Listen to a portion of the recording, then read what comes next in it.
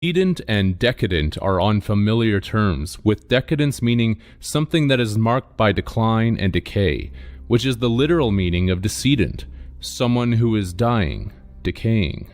To be decadent is to also be excessively self-indulgent and morally in decline, which connects us directly back with the aspect of alloy and licentiousness. If we circle around again to the original definition of feudalism, it is seen that one of the chief characteristics of this system is forfeiture, which is something that is lost or surrendered as a penalty. It seems quite obvious from everything that has been shown thus far, and the fact of everyone's experience, that the greatest forfeiture is one's very life, a death pledge. Feudalism and its implications do not simply pertain to the perceived external actions of day-to-day business and human affairs. These constructs and this methodology of control extends itself into the beyond, into those realms which are not seen at present, but which hold sway over every living and dead thing that passes between its borders.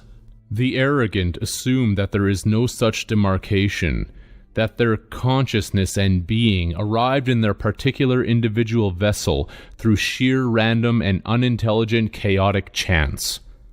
Their life is nothing more than the accumulation of accidents and absurdities that have no connection or meaning towards anything other than the purposeless meanderings of a short life to be lived unidirectionally until it reaches its sympathetic union with a nihilistic understanding of oblivion. It believes its actions to have no consequences or effect on any other variables, including itself. There is only the seen, and the comprehension of everything is complete and absolute. There is nothing beyond or above or below it. The self-important mind cannot comprehend that great orders are already in place.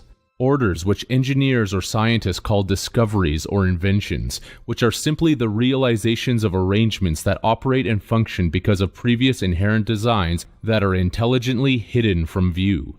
The orders that work within the immaterial reality form the bodies which govern the material realm, and these bodies maneuver the formulation of what might be called objective reality. It is a severe mistake to think on the same lines as the atheist, the agnostic, the religious zealot, or the nihilist. There is far more to everything than meets the eye. Another connection that is overlooked entirely is that since all land is held in the public trust under the title fee simple, and the human body is comprised of the elements of the earth or land, that what is being stated is that the human body also has a fee simple title that every person holds on it, which is why it can be taxed as property. It is your soul that has been housed within this body, which is the reason that it has been phonetically sold.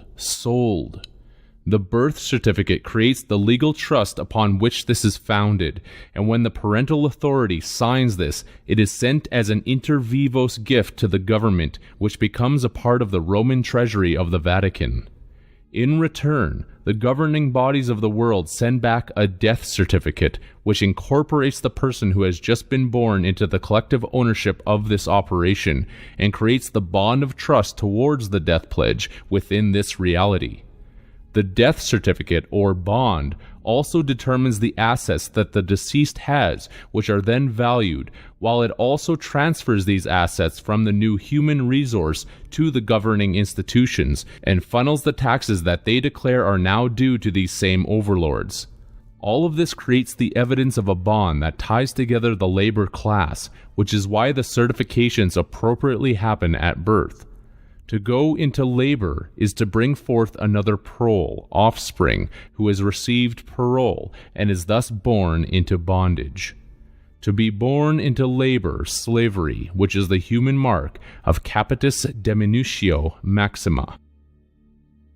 The certificates are all issued into the revelatory Book of Life, which creates the ultimate Domesday Book, as signified in the symbol of the same name from the historical British census that was ordered by William the Conqueror.